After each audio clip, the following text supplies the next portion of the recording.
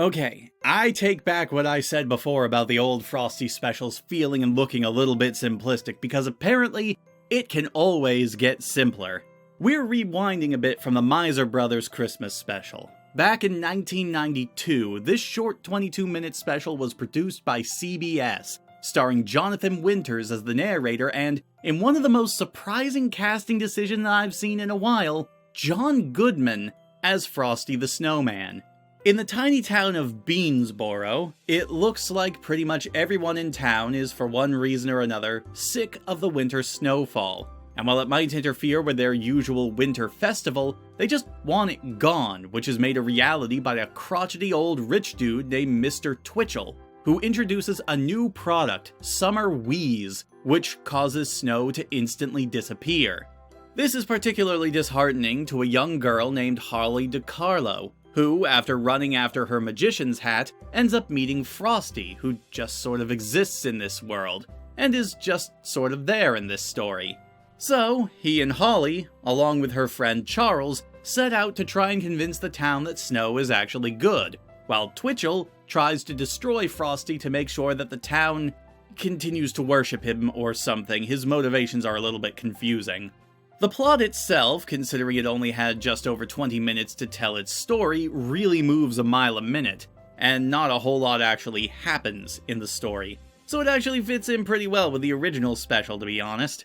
And of course, we have the trope of the very easily swayed townsfolk, who honestly don't seem to really do anything in particular when stuff actually starts happening. None of the characters really leave much of an impression, and while they all have their one or two main personality traits, they don't really try to be entertaining. The exceptions are John Goodman as Frosty, who somehow manages to imbue the sentient pile of snow with way more personality than he ever had in any of the Rankin-Bass specials. He actually gets some decent lines in this special, and honestly, if I didn't know it was John Goodman, I wouldn't have guessed, at least not right away.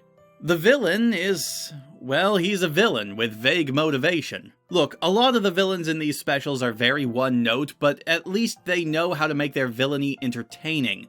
North Wind from the last special was a perfect example of how to make a deliciously vain and pompous character fun to watch. Here, it's just some old curmudgeon who stops being evil the moment someone is actually nice to him, and it's about as uninteresting as it sounds. The special's animation is, well, very simplistic. Super simplistic, in fact. Like, it's not the same studio that did the Peanuts specials. The designs are definitely different, but the way that the characters move, their odd, amorphic proportions, the strange way their faces are drawn, it reminds me a lot of the Peanuts specials if they didn't have as strong or recognizable sense for character design and proportions. The voice acting is pretty okay though, but of course it would be. There is some actual talent behind the voices for this one, and while the material they have to work with isn't amazing, they do their best with what they have. Again, the standout is John Goodman as Frosty, but everyone pulls their weight really well here.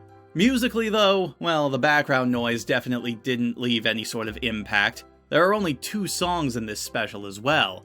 There's Frosty the Snowman, though they don't do anything nearly as clever with it as the last Frosty specials did. It's just a kiddie rendition of the tune.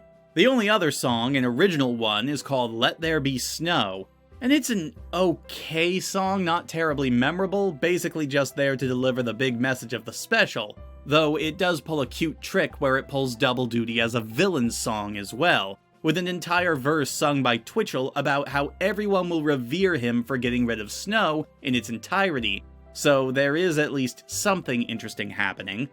I don't think this special is really bad, but it is very boring and very forgettable, and you can really tell throughout that they did not have much of a budget for this beyond the voice actors, and the short runtime means that the whole thing is over in such a flash that I can't really pick out any memorable scenes or moments from my memory of it. In fact, I'll probably forget about this entirely after I post this video, which I feel is probably the worst thing you can say about any sort of media.